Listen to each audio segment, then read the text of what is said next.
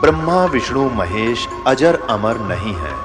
इनका भी आविर्भाव अर्थात जन्म तथा तिरोभाव अर्थात मृत्यु होती है। प्रमाण के लिए देखिए देवी भागवत महापुराण। ब्रह्मा, मैं, विष्णु और शिव ये तुम्हारी प्रभाव से जन्मवान है। तो हम तो जन्मवान है, हमारा तो जन्म होता है और मरते हैं, नित्य नहीं है, हम अविनाशी नहीं है। फिर इंद्रादि दूसरे देवता नित्य किस प्रकार हो सकते हैं? कृपया अवश्य सुनिए जगत गुरु तत्वदर्शी संत रामपाल जी महाराज के अमृत वचन।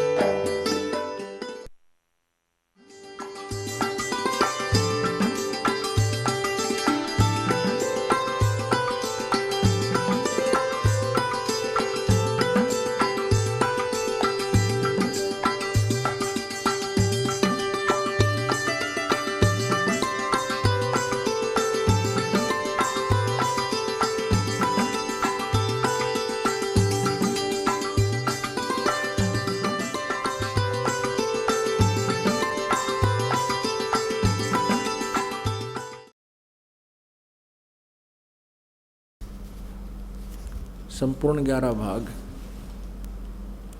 खेमराज श्री कृष्ण दास प्रकाशन बंबई से प्रकाशित है। ये है कबीर सागर प्रथम खंड भारत पथिक स्वामी युगलानंद बिहारी द्वारा पुरस्कृत। मुद्रक एवं प्रकाशक हैं खेमराज श्री कृष्ण दास। अध्यक्ष श्री वेंकटेश्वर प्रेस, खेमराज श्री कृष्ण दास मार्ग मुंबई। ये ऐसा इसके पृष्ठ नंबर 74-75 पर दिखाते हैं आपको। ये ज्ञान सागर 74 पृष्ठ पे है।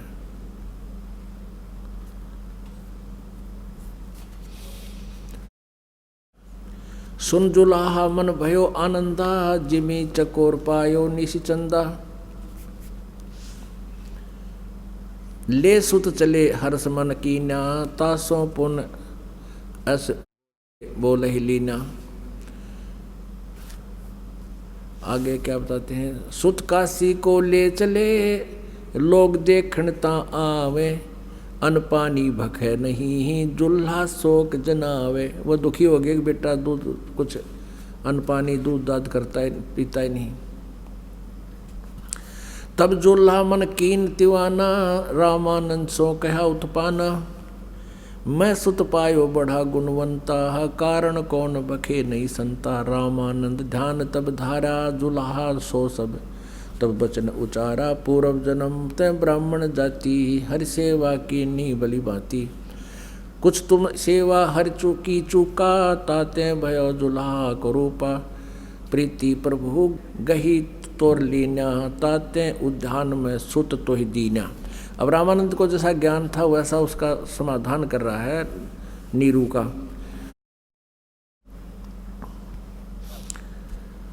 अब क्या बताते हैं? हे प्रभु जस किन्नो उपायो, आरत को तू दर्शन आयो। सो कहियो उपाय गुसाई, बालक अक्षुदावंत कुछ खाई। भूखा बेटा है कुछ खा ले, ऐसा विधि बता ब्राह्मण। रामानंद अस युक्त विचारा, तुम सुत कोई ज्ञानी अवतारा। तुम्हारा बेटा बहुत कोई विद्वान पुरुष है। और बछिया जाही बैल नहीं लागा, सोले ठाडे करते ही आगा। अब कहते हैं वो बछिया लिया जिसको कभी बैल ना लागा, यानी कति कंवारी हो, उस कंवारी बछिया ले आना और तब उसके पास खड़ा कर देना। दूध चलते ही थनते, दूध ही धरे छिपाई। अक्षुदावंत जब होवे ताही देव खाई। जुल्हा एक बछिया ले आया, चलो दूत कोई मर्म न पावा। चलो दूत जुल्हा हरसाना, राख छिपाई कहूँ नहीं जाना। अब कबीर पंथियों ने क्योंकि 600 साल हो गए इन्हें गोड्डे रगड़त्या ने कबीर पंथिया ने कबीर सागर को समझ नहीं सके, तो इन्होंने जिसने जैसे भी ज्ञान को समझा उसी आधार से इस कबीर पंथ के कबीर सागर जी में कुछ परिवर्तन या काटा पीटी कर दी ने। इसलिए कबीर साहब ने कहा था धर्मदास जी को कि संवत 1774 सोई तादन जग प्रेम प्रगटे जग सोई, कि संवत 1774, इसमें गलती से 75 मिसप्रिंट हो रहा है। उस समय मेरा एक प्रेमी आत्मा आवेगी, मेरी महिमा का प्रचार होगा, मैं उसको प्रकट होकर के दर्शन दूंगा, फिर वो मेरी महिमा की वाणी को वो पुनः जो है ना सच्चाई उसमें जो त्रुटियां कर दी ना कबीर सागर वाला ने, उसको फिर से सुचारू करेगा, उसकी पूर्ति करेगा, लेकिन वो वाणी को लिख जाएगा कबीर जी का। जैसे गरीबदास जी आए थे सन 1774 में और परमात्मा उनको मिले, सचखंड सतलोक दिखाया, वापस छोड़ा, तब गरीबदास जी ने उसका यथार्थ चित्रण जो 600 वर्ष पहले मालिक ने जो लीलाएं की थी वो एज इट इज लिख दिया। तो इसमें आपने पढ़ा कि तथा रामानंद जी से प्रार्थना लिख बताई है, फिर बताया कि एक दूत आया था, वो दूत बता कर चला गया। वो दूत कौन था? वो स्वयं परमात्मा ये शंकर भगवान थे, शिव जी थे, क्योंकि ये शिव जी की पूजा करा करती थी। अब तब भी वो शिव जी को नहीं बोले थे। और वैसे परमात्मा कबीर जी ने बताया है कि वही मोहम्मद, वही महादेव, वही आदम, वही ब्रह्मा, और कहे कबीर दूसरा कोई नहीं देख अपने घर में। अब मोहम्मद जी जो है शिव जी के ही लोक से आई हुई एक पुण्यात्मा थी। मोहम्मद जी जो है ये शिव जी के ही उपासक थे, शिव जी का कोई गण थे, वहाँ अच्छी आत्मा जो शिव लोक में चले जाते हैं, फिर अपना संस्कार पूरा होने के बाद वो फिर प्रकट होते हैं। कहते हैं वही मोहम्मद, वही महादेव, वही आदम, वही ब्रह्मा। आदम जी जो थे ब्रह्मा जी के अवतार थे। और कहते हैं कहे कबीर दूसरा कोई नहीं देख अपने घर में। अगर तू कुछ देखना चाहता है, आध्यात्मिक का मार्ग बताते हैं, इससे तू निर्णय कर ले, क्योंकि जितने भी मानव पृथ्वी पर हैं, हिंदू मुस्लिम सिख ईसाई, चाहे कोई भी धर्म से संबंधित है, एक जैसे अंग हैं सभी के, और उनमें सभी में कमल बने हुए हैं शरीर के अंदर।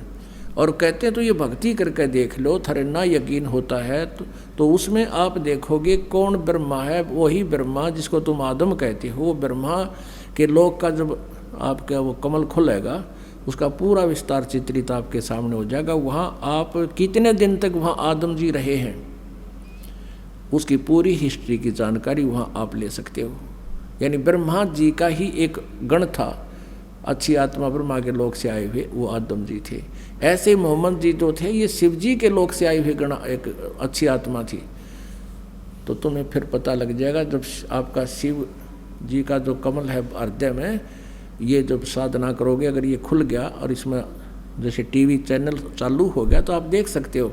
जैसे हमारे हृदय कमल में ना एक कमल है जिसकी 12 पंखड़ी है, इसमें पार्वती और शिव जी का चित्र दिखाई देता है। वो है तो अपने लोक में, वहाँ से चित्र दिखाई देते हैं, क्योंकि जैसे प्रत्येक घर में टीवी रखा है और जो उनसे चैनल को ऑन करोगे उसी में उस स्थान पर जो कार्यक्रम हो रहा है वो आप टीवी पर देख रहे हैं। तो ऐसे इस हमारे शरीर में चैनल हैं, कमल है, जो भी कमल जिसका खुल जाएगा उस लोक में क्या हो रहा है, कहाँ क्या हुआ है, पहले भी क्या हुआ है, वो सारा आप देख सकते हो। जैसे सीडी बनी हुई होती है उस तरह भी आप इसमें फीड है, ऐसे भी चलते हैं चलचित्र की तरह। और वर्तमान में क्या हो रहा है वो भी देख सकते हो। देख तो लाइव टेलीकास्ट होता है, एक पहले का रिकॉर्डेड भी देख सकते हो ऐसा। तो कबीर साहब कहते हैं और ना मानते तो न्योय देख लो तुम एक ही हो, अलग नहीं है। तो अब क्या क्या संवत 1774 हुई संवत, और ता दिन जग प्रेम प्रगटे जग सोई। और फिर कहते हैं वो फिर मेरी महिमा की वाणी प्रगट होगी। और कहते हैं ज्ञान हमारे का निर्णय ठानी। अब मेरे द्वारा इस ज्ञान को दिए हुए का वो निर्णय करेंगे पर समझ नहीं पाएंगे।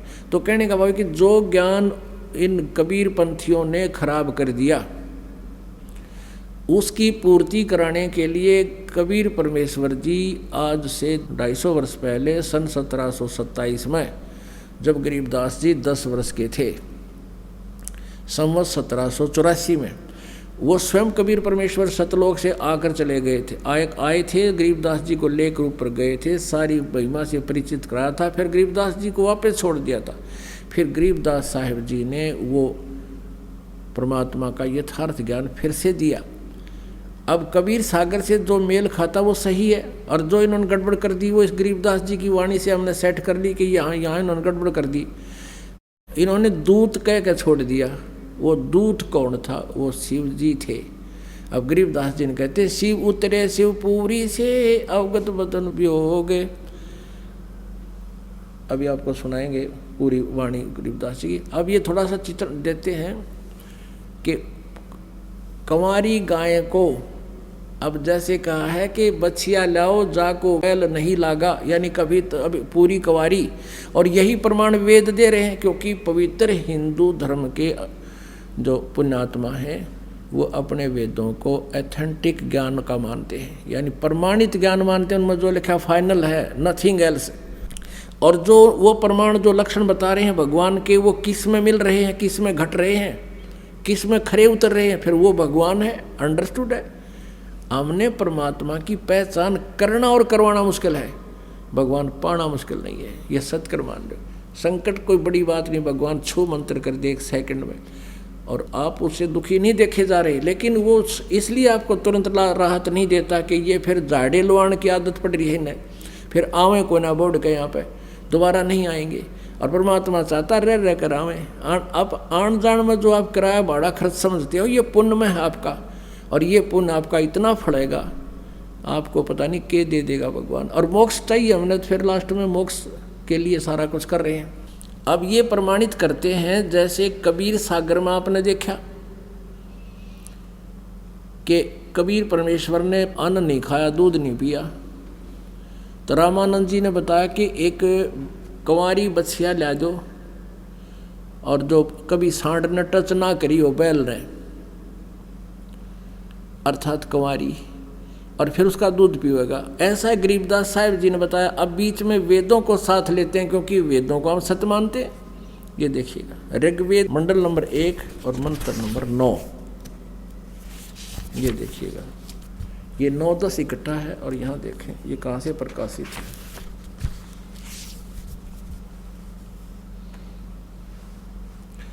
प्रकाशक हैं सार्वदेशिक आर्य प्रतिनिधि सभा, महर्षि दान भवन, रामलीला मैदान, नई दिल्ली। मुद्रक हैं Prince offset printers, 1510 Pataudi house, Daryaganj, नई दिल्ली से। अब यहाँ देखिएगा, ऋग्वेद मंडल नंबर 9 और सूक्त नंबर 1 का, और मंत्र नंबर 9। यहाँ देखिए, यह है ऋग्वेद मंडल नंबर 9 सूक्त नंबर 1 का, मंत्र नंबर 8 से लेते हैं पहले।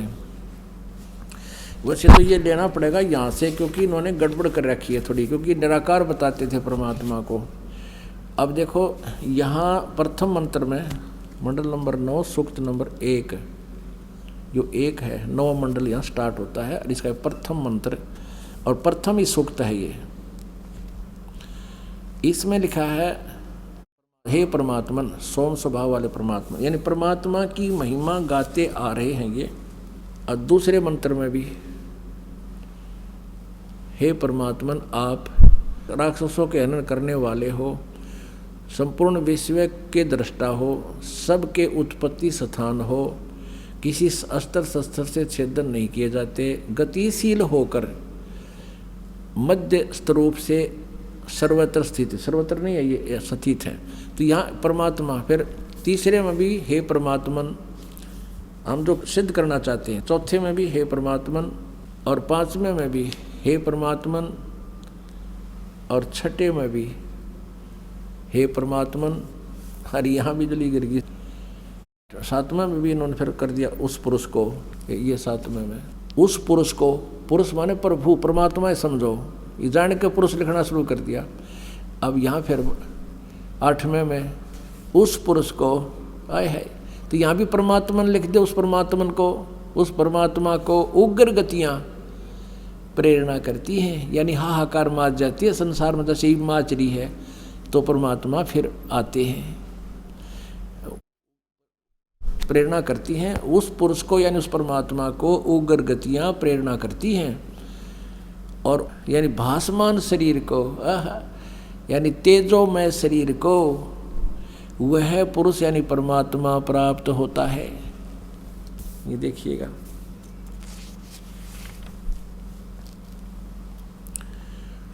और जिसमें त्रिधातु यानी 3 प्रकार से दूसरों का कल्याण करने, वर्णमान कल्याण करने वाला शरीर मिलता है, यानी 3 प्रकार से परमात्मा आते हैं। एक तो बच्चे बालक रूप धारण करके आते हैं, या किधर जिंदा महात्मा रूप करके आते हैं, और एक वो बैठे ही अपने उस रूप में। अब ऋग्वेद मंडल नंबर 9 सूक्त नंबर 1 मंत्र नंबर 9 में यहाँ स्पष्ट कर दिया है उस, ये देखो अभी अधन्या, अधन्या माने अहिंसनीय, अभी माने सब प्रकार से, अभी अधन्या, अधन्या माने बिना दनाई, अभी माने पूर्ण रूप से, जाके संग बैल नहीं लागा, वो कुंवारी गाय बछिया, धेनु माने गाय, संस्कार देखिएगा। अभी अधन्या उत्सृणंती धेनव शिशुम, सोम इंद्राय पातवे, ये 9 में।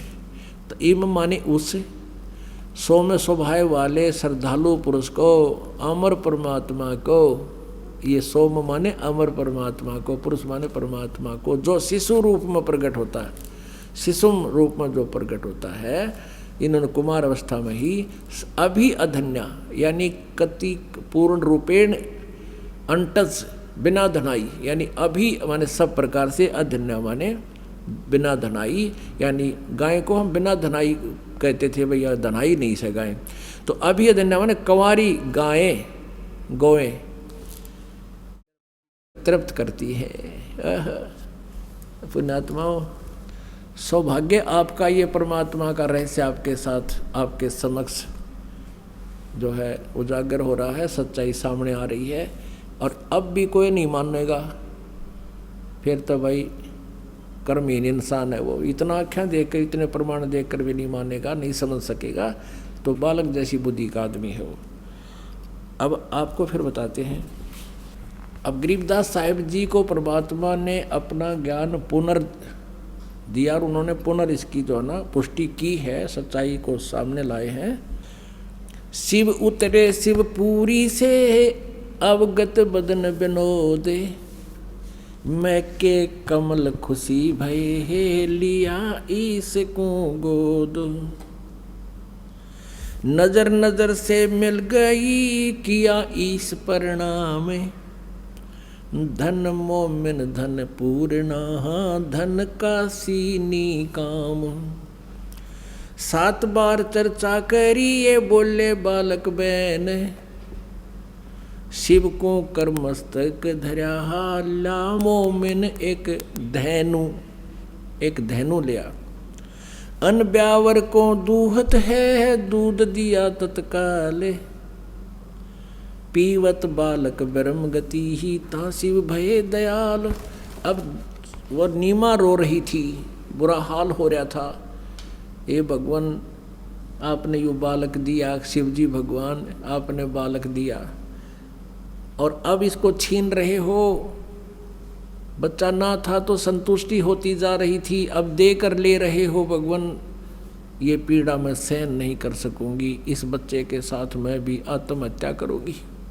यूँ कहकर बुरी तरह बिलख रही है, 25 दिन हो गए। तब कहते हैं क्योंकि वो शिव जी को ही आश्रित थी, तो परमात्मा ने कहा, प्रेरणा के लिए शिव जी को वहीं बुला लिया।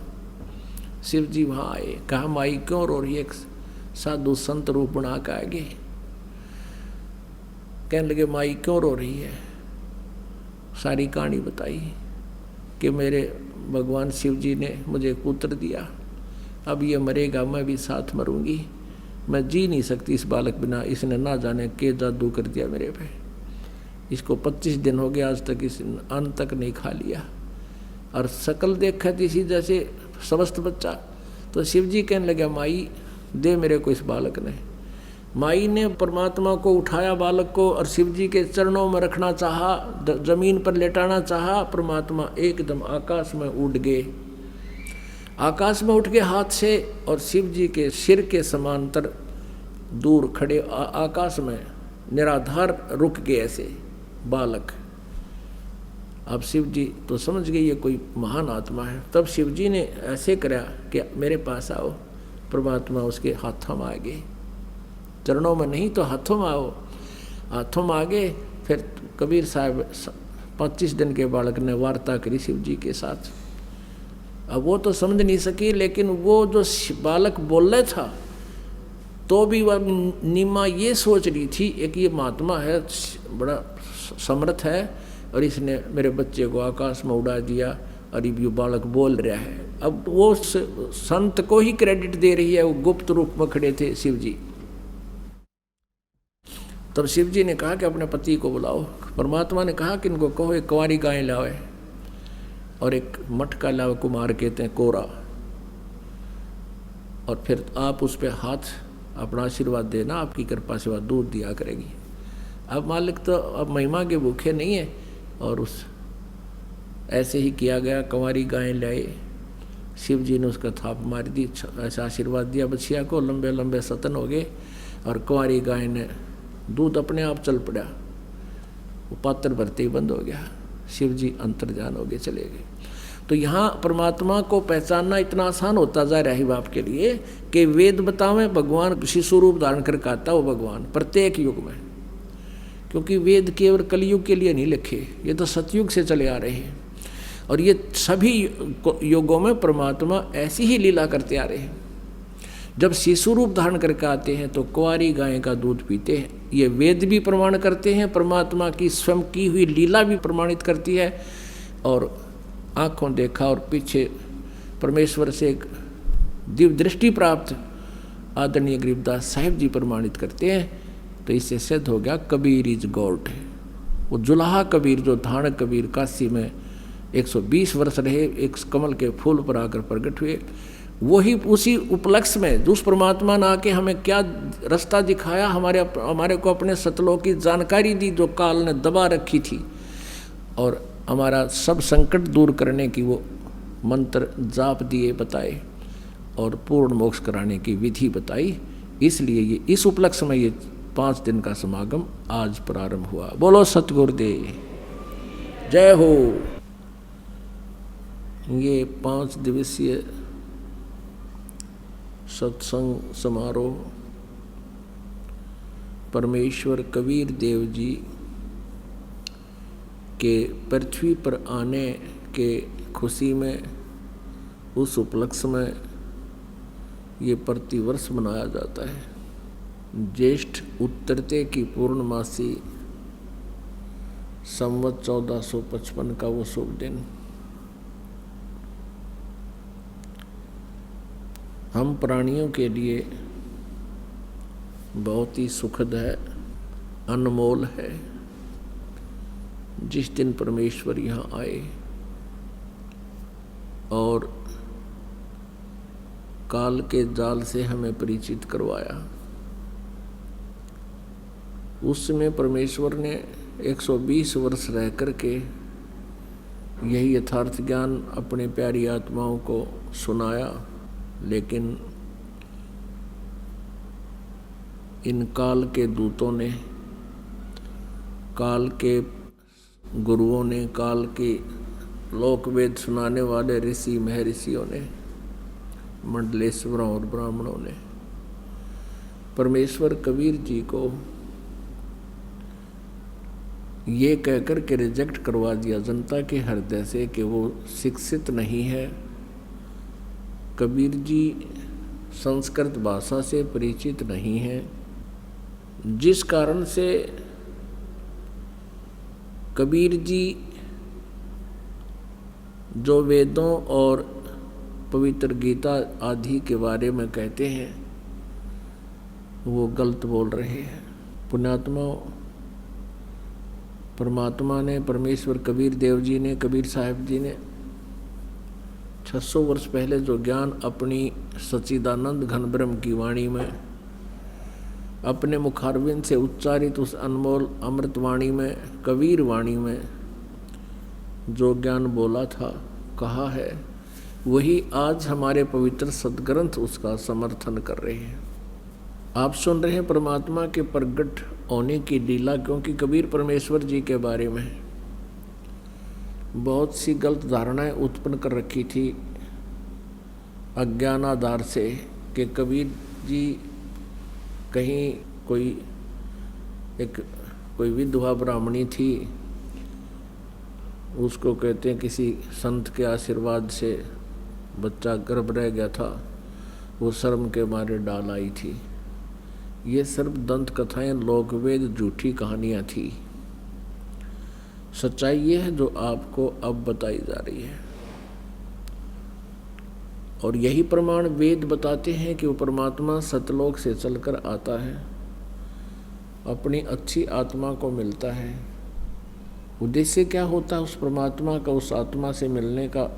उनके संकट निवारण करना तथा अपने ज्ञान से परिचित कराना। परमात्मा कबीर जी चारों युगों में आए हैं।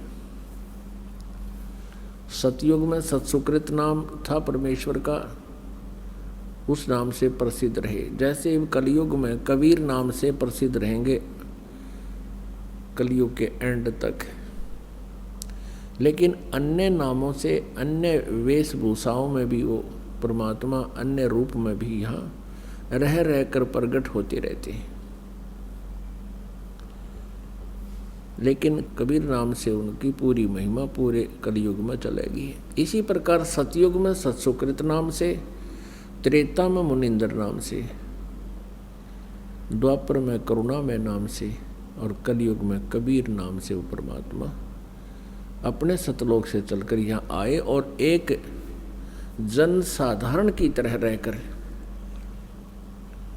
एक लीला की।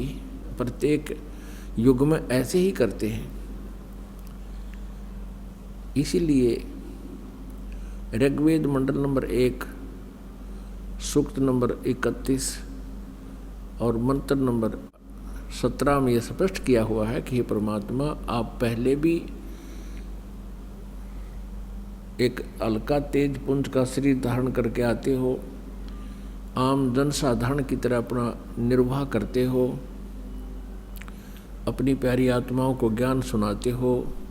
उस पहले की तरह एक बार आप फिर आइए, हमें ज्ञान सुनाइए। वो स्पष्ट करते हैं चारों वेद परमेश्वर कबीर जी के बारे में सत्य कहानी बताते हैं। कबीर परमेश्वर जी जब शिशु रूप में प्रकट हुए, नीरू और नीमा एक जुलाहा उनको अपने घर ले गए। उसके बाद क्या हुआ कि परमेश्वर ने 25 दिन तक दूध नहीं पिया, ना अन्न खाया, ना जल पान किया। परमेश्वर ने फिर कंवारी गायों का दूध पिया। और यही प्रमाण पवित्र चारों वेद बता रहे हैं कि ऋग्वेद मंडल नंबर 9 सूक्त नंबर 1 मंत्र नंबर 9 में स्पष्ट किया है कि वो परमात्मा जब शिशु रूप धारण करके प्रकट होते हैं, उनके परवरिश की लीला कंवारी गायों के द्वारा होती है। और ये लीला आज तक किसी भी, जिनको हम भगवान माना करते थे, किसी भी परमात्मा की जीवनी में ऐसा नहीं है जैसा कि कबीर परमेश्वर जी के लीला में है। तो इसे सिद्ध हो जाता है कि कबीर इज गॉड, कबीर परमेश्वर हैं। ये वही परमेश्वर पूर्ण ब्रह्म, परम अक्षर ब्रह्म है जो सतलोक में रहते हैं और काशी में जुलाहे की भूमिका की जिसने, और एक कवि प्रसिद्ध हुए। तो पुण्यात्माओं, कबीर परमेश्वर जी ने बड़ा होकर के 5 वर्ष की आयु से ही वो अपना ज्ञान प्रचार प्रारंभ कर दिया था उन्होंने, और बड़े बड़े महर्षि विद्वानों के छक्के छुड़ा दिए थे। लेकिन वो ढीठ व्यक्ति सदग्रंथों में आंखों देखकर भी नहीं मान रहे थे, स्वीकार नहीं करते थे, क्योंकि उनमें उनका अहंकार प्रमुख था, जानबूझकर भी उन्होंने परमात्मा को स्वीकार नहीं किया। 5 वर्ष के जब परमात्मा कबीर जी हुए, उन्होंने अपनी लीला करना प्रारंभ किया। एक दिन, क्योंकि परमात्मा का यहाँ सतलोक से आगमन किस उद्देश्य से होता है, ये हमारे पवित्र ग्रंथ वेद बताते हैं। आपको पहले वेद दिखाते हैं, फिर परमात्मा की महिमा सुनाते हैं, ताकि आसानी से आपके हृदय में ये पवित्र कथा समा जाएगी। जो हमारे वेदों में लिखा है वो हमें स्वीकार्य है, जो पुराणों में लिखा है वो हमें स्वीकार्य है। तो फिर हमने जो सुन रखा था, यदि वो वेदों और पुराणों और गीता जी में नहीं मिलता है तो वो व्यर्थ है, वो लोक वेद है, वो दंत कथा है। इसलिए हमें उस दंत कथा को त्याग देना होगा और अपने सदग्रंथों में लिखी जो सच्चाई है उसको स्वीकार करना होगा, तभी हम सफल होंगे।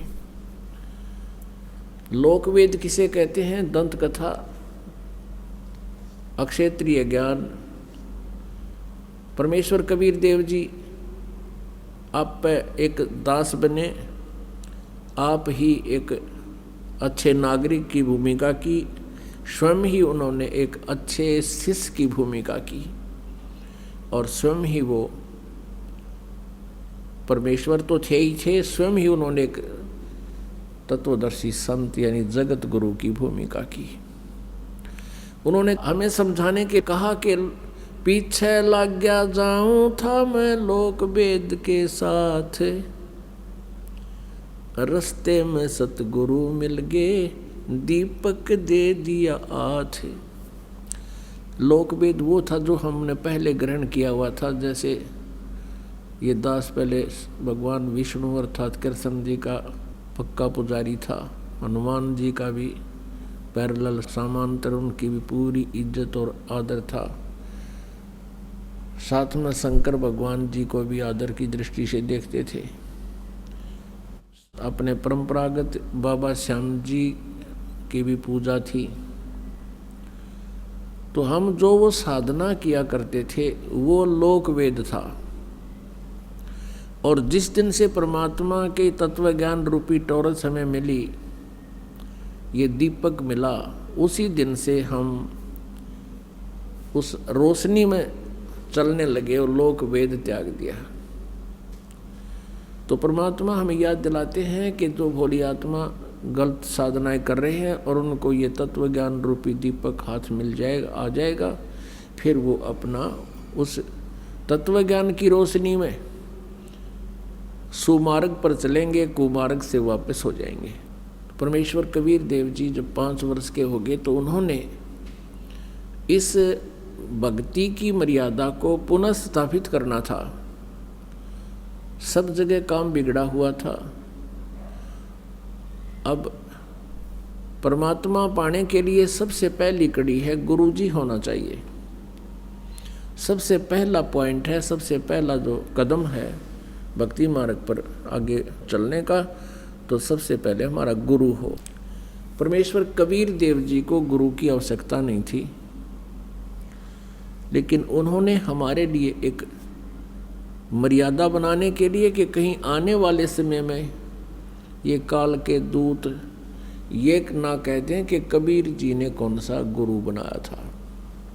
इस दृष्टिकोण से परमेश्वर ने 104 वर्ष के वयोवृद्ध और सुप्रसिद्ध संत, सुप्रसिद्ध ब्राह्मण ऋषि महर्षि रामानंद जी को गुरु धारण किया। उसमें एक समस्या सबसे बड़ी थी कि छुआछात चरम सीमा पर थी और कबीर परमेश्वर जी शूद्र वर्ण में पले पोसे, जैसे लीला की उन्होंने शूद्र वर्ण में थे, वो जुलाहा जाति में, और ब्राह्मण लोग केवल अपनी ही जाति वालों को शिक्षा दिया करते थे, उन्हीं को दीक्षा दिया करते थे, और शूद्र वर्ण के व्यक्तियों को तो पास भी नहीं आने देते थे, दूर से बातें करते थे, शिष्य बनाते ही नहीं थे। अब रामानंद जी परमात्मा के प्यारी आत्मा थी। सतयुग में जब परमेश्वर सत्सुकृत नाम से आए थे, उस समय ये रामानंद जी विद्याधर नाम के ब्राह्मण थे। इनकी पत्नी का नाम दीपिका था। इन दोनों को कोई संतान नहीं थी। इसी प्रकार परमेश्वर एक तालाब के ऊपर कमल के फूल पर आकर विराजमान हुए नवजात शिशु के रूप में। ये दोनों उस सरोवर में स्नानार्थ गए थे और वहाँ उन्होंने इस बच्चे को पाया था, जैसे नीमा और नीरू का है। और फिर परमात्मा को ऐसे ही कंवारी गाय से उनकी परवरिश की लीला हुई थी। लेकिन रामानंद जी वाली आत्मा जो विद्याधर ब्राह्मण था, वो अपने ज्ञान से ज़्यादा ही ओतप्रोत था, दूसरों की नहीं मानता था। कबीर परमेश्वर जी ने उनको भी बहुत समझाने की चेष्टा की, पर वो माने नहीं। उसके बाद वही विद्याधर वाली आत्मा वेदविज नाम के ब्राह्मण ऋषि त्रेता युग में हुए। उनको परमात्मा मिले ऐसे शिशु रूप में, यही लीला की, और ऐसे कुंवारी गाय से उनकी परवरिश की लीला हुई। और परमेश्वर का नाम मुनींद्र रखा गया। उस समय भी ये नहीं माने। अब पुण्यात्माओं, परमात्मा कबीर जी कहते हैं, जो जन हमारी शरण है ताका हूँ मैं दासे, गेल गेल लाग्या फिरो हूँ जब तक धरती आकाश। किसी भी युग जन्म में, किसी भी जन्म में, किसी भी युग में जो आत्मा एक बार परमात्मा को पास आ गई, ये समर्थ हैं, ये दयालु हैं, फिर उसका हाथ छोड़ते नहीं। कहते हैं गेल गेल ला गया फिरो, पीछे पीछे फिरता हूँ। परमात्मा कहते हैं जब तक ये धरती और आकाश रहेगी और मेरी रेंज में आकर भक्ति करके तो पार हो जाएंगे ना, तो फिर दुर्गति फिर शुरू हो जाएगी। फिर भी परमात्मा दयालु हैं, साथ रहते हैं। तो परमेश्वर कबीर देव जी उसी आधार से अब कलयुग के अंदर रामानंद जी ने मैरिज नहीं कराई, विवाह नहीं कराया। ऐसी तड़प थी परमात्मा की, उनको परमात्मा कबीर देव जी ने फिर से शरण में लेना था। और साथ में ये मर्यादा बनानी थी कि गुरु होना अनिवार्य है। परमेश्वर अपनी अमृतवाणी में कहते हैं, गुरु बिन माला फेरते, गुरु बिन देते दान, गुरु बिन दोनों निष्फल हैं, चाहे पूछो वेद पुराण। गर्भ योगेश्वर गुरु बिना लाग्या हर की सेवे, कहें कबीर बैकुंठ से वो फेर दिया सुख देव। राजा जनक गुरु किए फिर कीनी हर की सेवे, कहें कबीर बैकुंठ में वो चले गए सुख देव।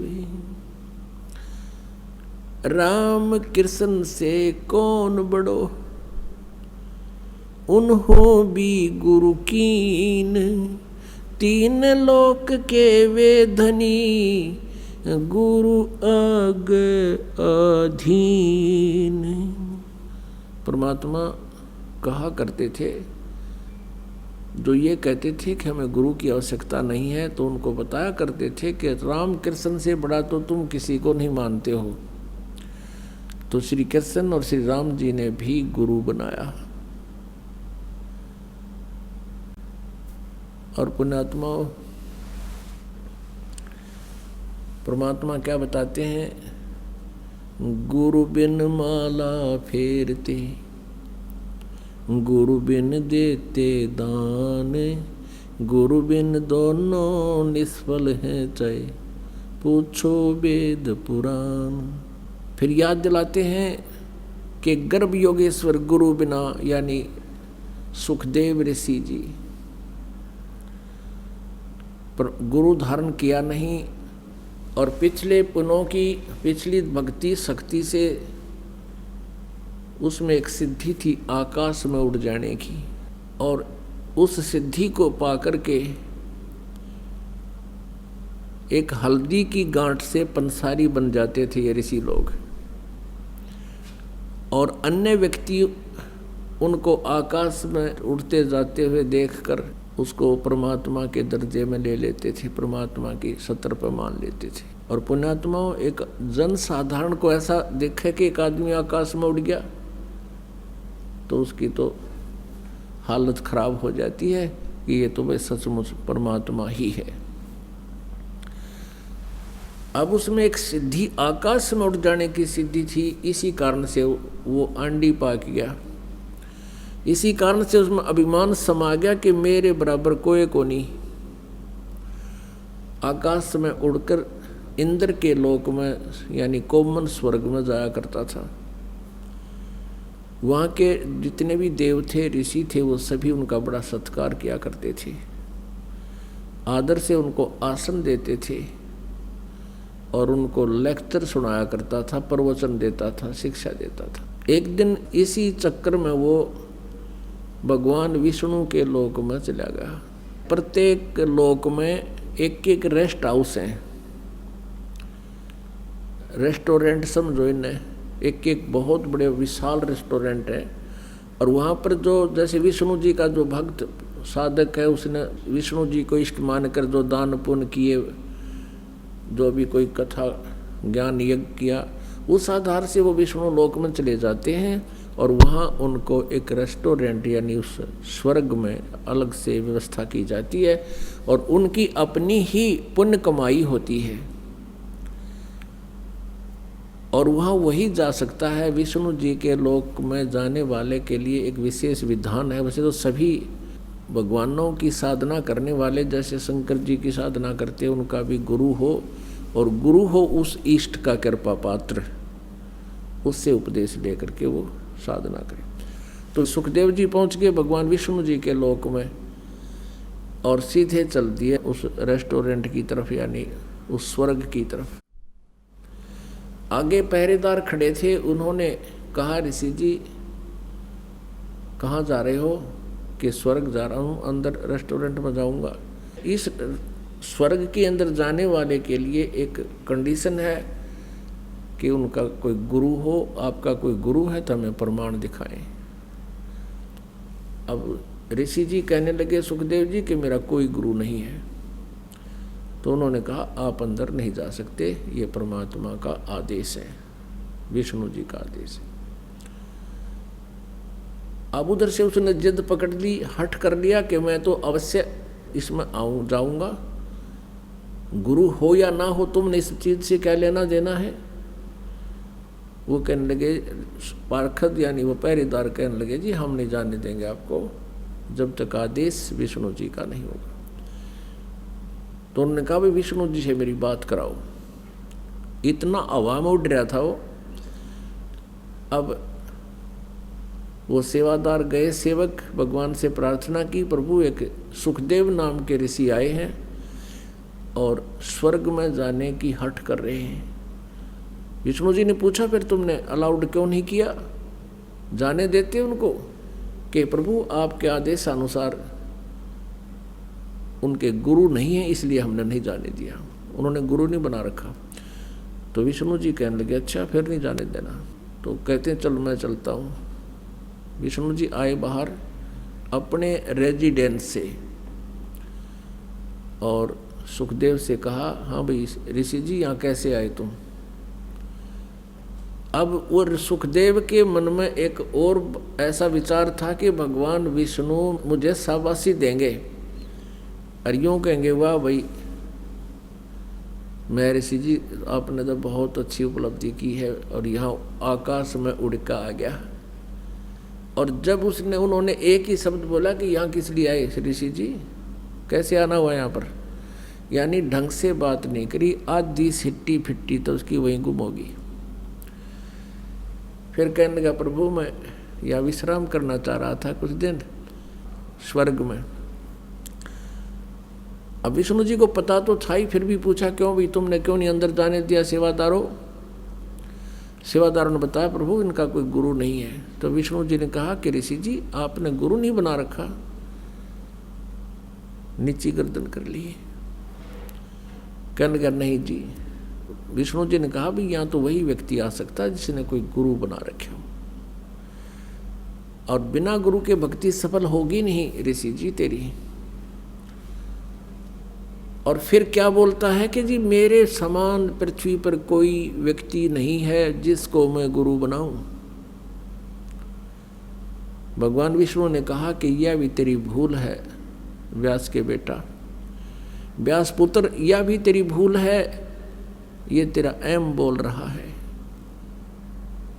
पृथ्वी पर एक से एक महान आत्मा है, और जाइए राजा जनक से नाम लीजिए, वो आज मेरा कृपा पात्र संत है, यानी वो रजिस्टर्ड है मेरी तरफ से, वो गुरु पद पर विराजमान है। ये कहकर भगवान तो अपने रेजिडेंस में चले गए। सुखदेव वहाँ से वापस चल पड़ा। वहाँ से विमान उसका चला आकाश में उड़कर फिर पहुँचा स्वर्ग में, जहाँ वो पहले जाता था इंद्र के लोक में। उसका चेहरा उतरा हुआ था, पहले वाली खुशी उसके चेहरे पर नहीं थी। उपस्थित ऋषियों ने, देवों ने पूछा कि ऋषि जी क्या बात है, आपके चेहरे पर आज खुशी नहीं है, आज टेंशन में कैसे हो? कारण बताया कि मैं विष्णु जी के लोक में गया था और भगवान ने मुझे वहाँ रहने से इनकार कर दिया। देवता कहने लगे भी ऐसी बात नहीं है, भगवान विष्णु ऐसा नहीं कहते, वो तो सीने से लगाते हैं महापुरुषों को, बहुत प्यार देते हैं। बात बता गड़बड़ कहाँ हुई, कारण क्या था जो ना आपको वहाँ रहने दिया? सुखदेव बोला कि मैंने गुरु नहीं बना रखा, और भगवान ने कहा भाई गुरु बिना तो यहाँ रह नहीं सकते। तब उन्होंने भी आश्चर्य व्यक्त किया, जितने भी वहाँ ऋषि देव बैठे थे, कि ऋषि जी क्या आपने गुरु नहीं बना रखा? अक नहीं जी। कहने लगे आपने तो कमाल कर दिया, इतने बुद्धिमान दिखाई देते और गुरु धारण नहीं कर रखा आपने। ऋषि जी जीवन खराब कर दिया आपने तो। सुखदेव कहने लगा कि भगवान विष्णु जी ने मुझे राजा जनक जी से उपदेश लेने के लिए कहा है। और क्या कहता है सुखदेव जी? राजा जनक गृहस्थी भाई, कैसे शीस नवाऊं जाई। सुखदेव बोले शब्द विवेका, हम स्त्री का मुख नहीं देखा। अब यहाँ और एक काल नया बीमारी ला रखी है इन बैरागी सन्यासियाँ के। जो ब्रह्मचारी है, शादी विवाह नहीं करा रखा है, इन ऋषि संतों गुरुओं से मैं खूब परिचित हूँ। ये दास बहुत इनको अंदर से झांका है। तो ये गृहस्थी व्यक्ति को एक हे समझते हैं और अपने आप को सुपीरियर मानते हैं। अब वह फड़क भी काटनी थी, परमात्मा ने कटवाई इसकी फड़क, और कहा कि राजा जनक से जाकर नाम ले। अब सुखदेव कहता है कि राजा जनक विदेही राजा भाई, और कैसे शीश निवाऊं जाई। अब गुरु बनाओगा तो शीश भी निवाना पड़ेगा, दंडवत भी करनी पड़ेगी, और गुरु शिष्य का जो जितना भी शिष्टाचार है वो करना ही पड़ेगा। अब वो अभिमान ना छूटे उसका। तो कहने लगे वो ऋषि जो समझदार थे, नारद जैसे, कहने लगे महाराज जी एक बात बताओ, अब आप एक तरफ तो परमात्मा के लिए प्रयत्न कर रहे हो और उधर से परमात्मा ने यानी विष्णु जी ने आपसे ये आदेश दे दिया कि उसको गुरु बनाओ, और फिर भी आप अगरम मगरम कर रहे हो। आपकी बुद्धि कहाँ चली गई? फिर वो समझाने लगे कि भाई आज आप हम सभी देव हैं और भगवान रुष्ट हो गया, भक्ति बनी नहीं तो कल को गधा बनेंगे। अब उसके जब गधा शब्द कहा उन ऋषियों ने सुखदेव के एकदम करंट सा लग गया, या मेर है मालिक की, जो जाकी शरणा बसे ताको ताकी लाज, और जल सोही मछली चढ़ जाती और बह जाते गजराज। जो व्यक्ति, जो साधक जिस भी इष्ट की शरण लेकर उसकी साधना उसमें समर्पित है, वो उसकी मदद करता है, उसको प्रेरणा देता है, गुप्त रूप से, प्रत्यक्ष रूप से या किसी के माध्यम से, जितनी उसकी क्षमता होती है।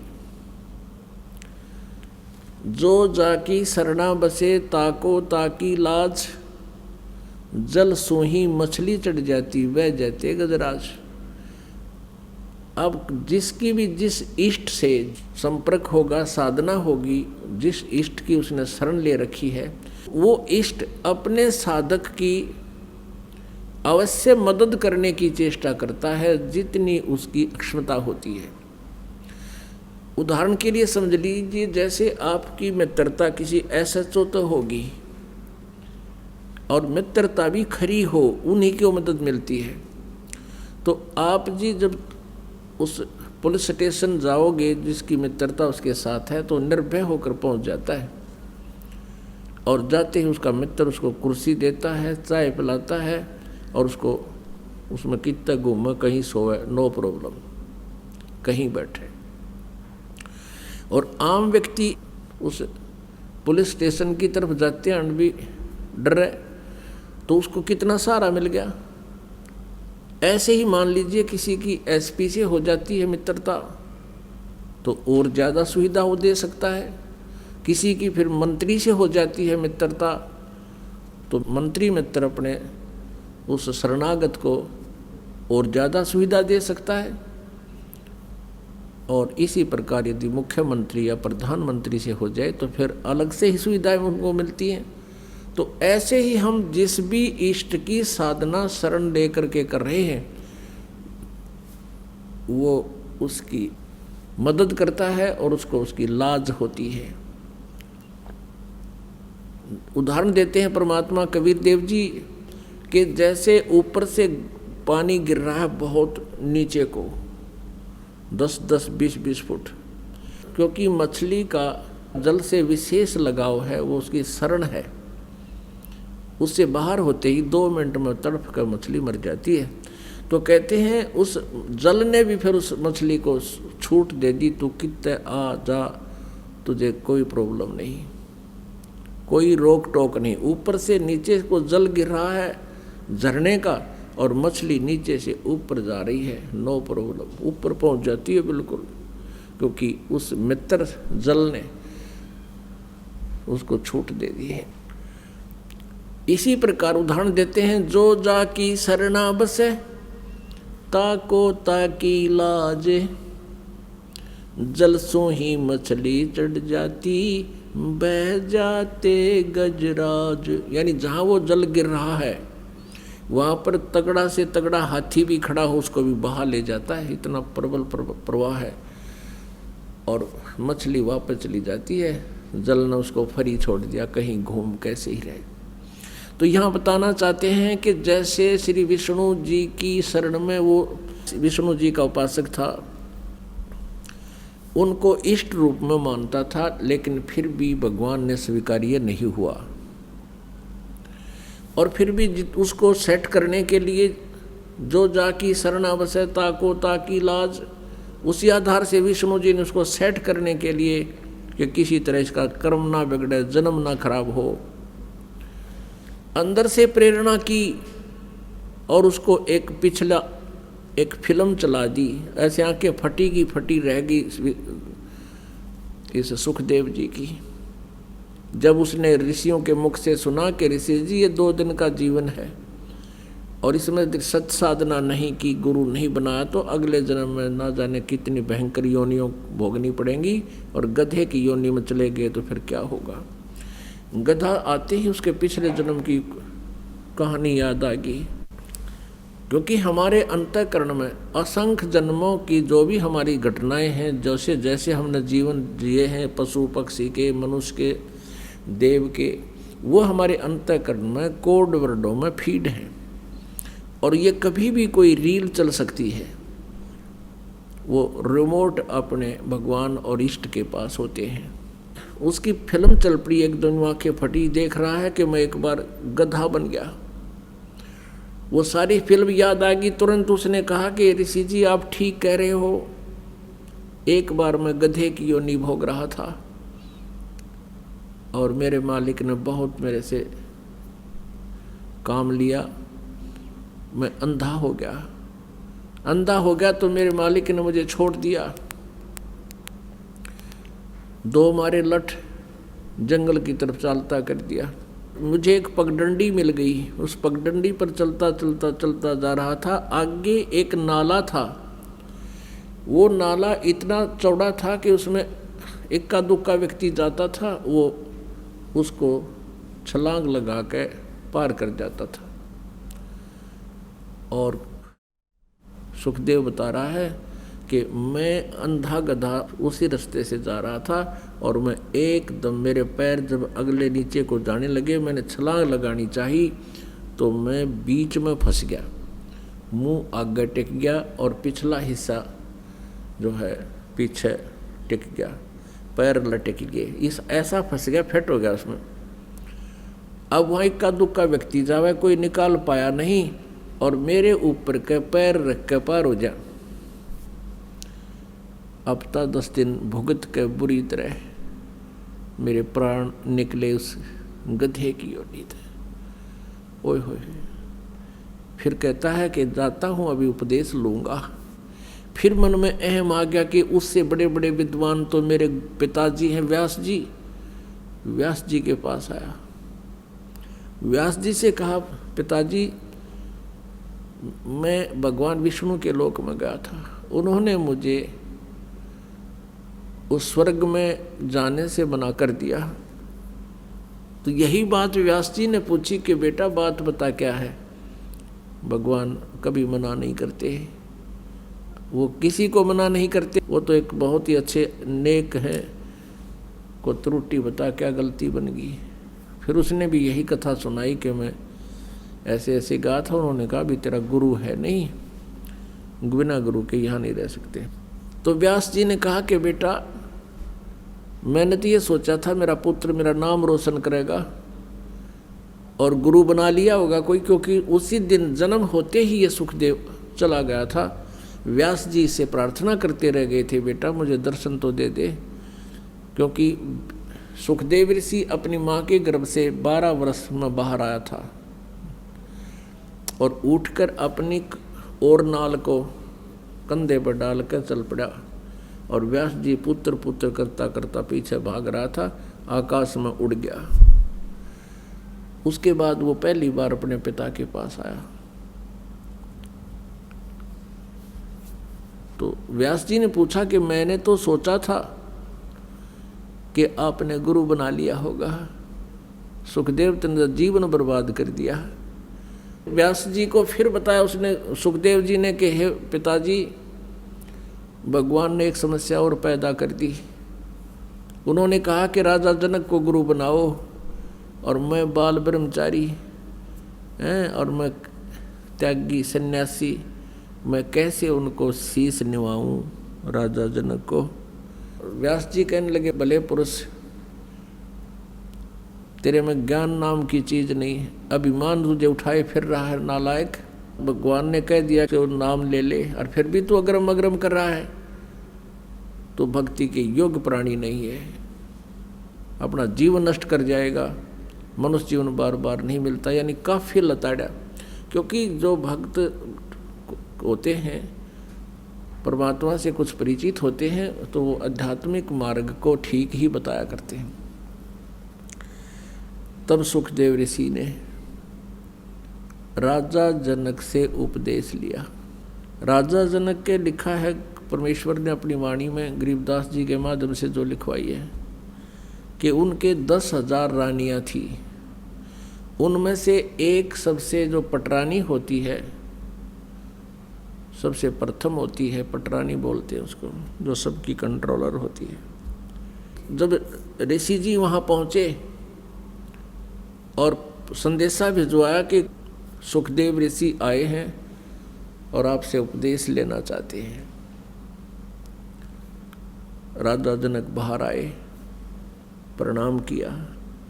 अहोभाग्य है मेरे द्वार पर, इस दास के द्वार पर एक महात्मा आए हैं। चारपाई बिछवा दी, नौकरों से आसन लगवा दिया, सुंदर कपड़े बिछवा दिए और कहा आप विराजमान होइए महात्मा सुखदेव जी।